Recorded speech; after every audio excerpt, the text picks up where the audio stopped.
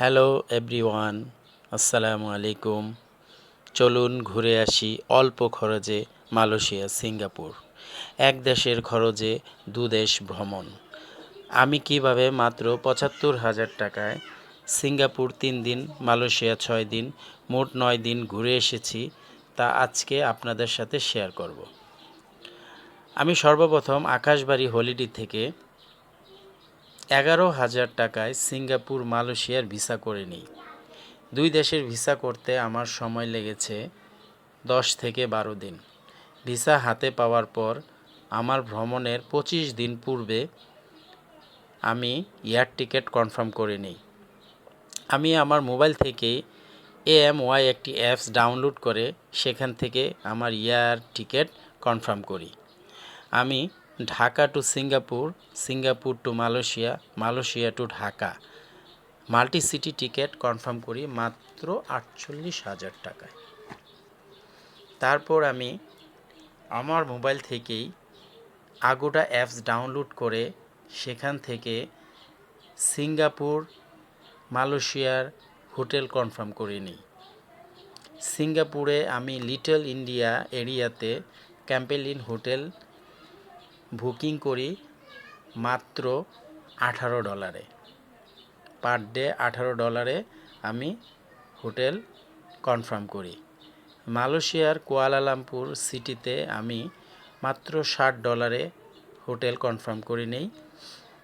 তারপর আমি সর্বপ্রথম মালয়েশিয়াতে সিঙ্গাপুর এয়ারলাইন্স করে সিঙ্গাপুরে গিয়ে পৌঁছাই। সেখানে আমি MRT কাট করি মাত্র $10। যেখানে ট্যাক্সি ভাড়া অনেক বেশি, সেখানে MRT কাট করে নিলে আপনি খুব কম খরচে সিঙ্গাপুর ঘুরতে পারবেন।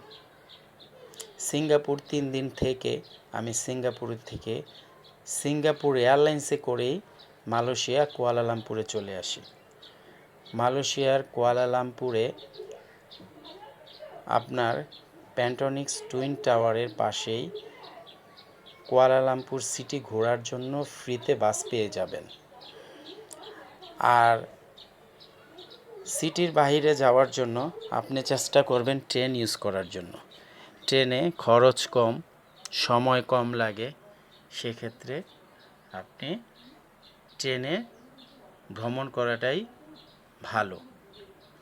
সিঙ্গাপুরে খাবারের রেট অনেক বেশি, সেক্ষেত্রে মুস্তফা সেন্টার, যেটা লিটল ইন্ডিয়ার পাশে, সেখানে আপনি অল্প খরচে খুব সুন্দর বাঙালি, পাকিস্তানি, ইন্ডিয়ান হোটেল পেয়ে যাবেন। খুব অল্প খরচে দুপুরে রাতের খাবার শেষ করতে পারবেন। মালয়েশিয়াতে Bengali hotel, Indian hotel, Pakistani hotel পেয়ে যাবেন। সেখানে আপনি বাংলা টাকায় ২৫০ থেকে ৩০০ টাকায় খুব সুন্দর খাবার খেতে পারবেন। মালয়েশিয়া, সিঙ্গাপুর এর ওয়েদার সেম।